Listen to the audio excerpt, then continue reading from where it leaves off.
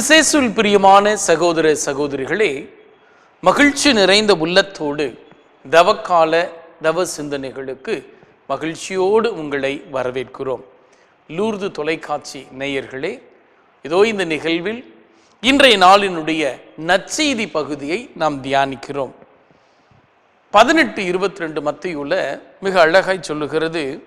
பேதுரு ஆண்டவரிடத்துல ஏறெடுக்கக்கூடிய ஒரு கேள்வி, ஆண்டவரே, என் சகோதரர்கள் ஒருவர் எனக்கு எதிராக பாவம் செய்தால் எத்தனை முறை மன்னிக்க வேண்டும்? இன்னும் கொஞ்சம் கேப் விட்டுட்டு 7 முறை மட்டுமா அப்படின்னு கேட்குறாரு.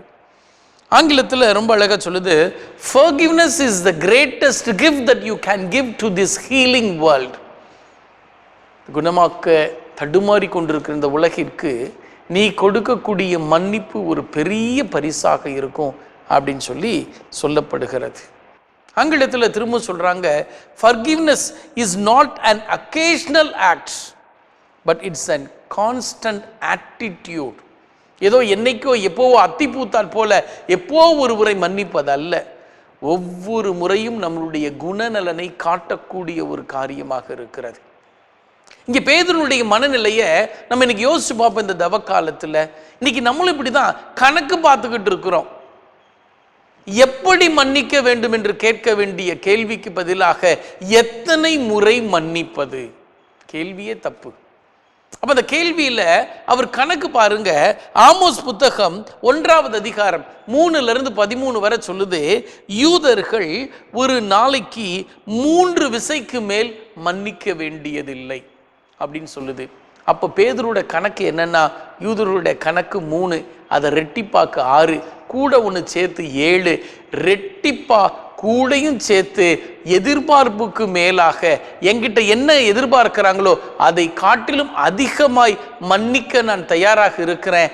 ஆண்டவரே, 7 தரம் மன்னிச்சா போதுமா கேட்கிற கேள்வி. இன்னைக்கு ஆண்டவர் அதுக்கு ரொம்ப அழகா பதில் சொல்றார். 7 முறை அல்ல, 770 முறை. அப்படின்னா 490 முறை மன்னிக்கணுமா? இல்லை, கணக்கிலடங்காத முறையில் மன்னி. போதும் என்கிற அளவு மீண்டும் மீண்டும் மீண்டும் மன்னிப்பை கொடுக்கக்கூடிய கிறிஸ்துவின் சாயலாக பாவனையாக வாழ இறைவன் நமக்கு ஒரு உன்னத அழைப்பை கொடுக்கிறார். தொடக்க நூல் 4ஆவது அதிகாரம் 24ஆவது இறைவார்த்தையில் சொல்லப்படுகிறதே, காயினுடைய பாவத்திற்கு 7 முறை மன்னிப்பு, லாமானுடைய பாவத்திற்கு 70 முறை மன்னிப்புன்னு சொல்லி அங்கு சொல்லப்படுகிறது.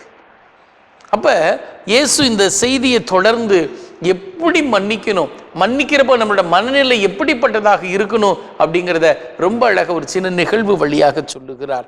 ஒரு அரசர் தன் பணியாளருக்கு கணக்கு கேட்க விரும்பினார். 10,000 தாலந்துகள் கடன்பட்ட ஒருவன். ஒரு தாலந்து அப்படிங்கிறது மிக அதிகமான தொகை. கிட்டத்தட்ட இந்த 10,000 தாலந்து அப்படிங்கிறப்ப இன்றைய கணக்குப்படி ஒரு குத்து மதிப்பா ஏகாதேசமா 34 மில்லியன் தெனாரி என்று சொல்லுகிறார்கள். ஒரு தெனாரி அப்படிங்கிறது 3000 ரூபாய். அப்படிங்கிறப்ப நினைச்சு பார்க்க முடியாத, கற்பனை செய்து பார்க்க முடியாத ஒரு பெரிய தொகையை அவன் கடனாக பெற்றிருக்கிறான். அவன் வாழ்நாள் முழுவதும் உழைத்தாலும், 3 தலைமுறை உழைத்தாலும் இந்த கடனை அவனால் கண்டிப்பாக செய்ய முடியாது. திரும்ப அவனால் கட்டவே முடியாது. அதுக்கான வாய்ப்பே இல்லை, சாத்தியக்கூறே இல்லை. அந்த சூழ்நிலையிலே அரசன் அவனை கூப்பிட்டு கேட்கிற போது அவன் சொல்லுகிறான், அரசை செய்து விடுகிறேன், மன்னிச்சிருங்கன்னு கேட்குறப்ப கடவுள், அந்த அரசன், சரி பரவாயில்ல போயிட்டு போ அப்படின்னு சொல்லி இறங்கி வருகிறார். ஆனா அந்த பணியாளர் வெளியே வருகிற போது அவனிடத்தில் கணக்குப்பட்ட கடன் பெற்றிருந்த இன்னொருவர் வருகிறார்.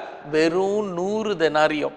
100 தெனாரியம் கிட்டத்தட்ட ஒரு 2 மாசம் உழைச்சா மிக எளிமையா இந்த கடனை கட்டிவிடலாம். அவன் இவனிடத்துல அதே வார்த்தைகளை சொல்லி கேட்கிறான், மன்னித்தருள்க, பொறுத்தருள்கன்னு கேட்கிறப்ப அவன் இரக்கம் இல்லாம மன்னிக்காம அவனை அடிச்சு காயப்படுத்தி சிறையில் தள்ளியதாக செய்தியை அந்த அரசன் கேள்விப்பட்ட போது மிகவும் மனம் வருந்தினான்.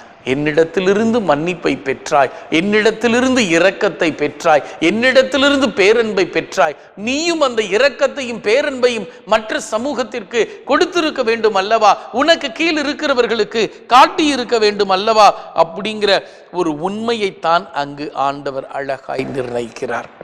வேதாகமத்தில் புதிய ஏற்பாட்டில் மட்டும் 64 முறை மன்னிப்பை குறித்து சொல்லப்படுகிறது.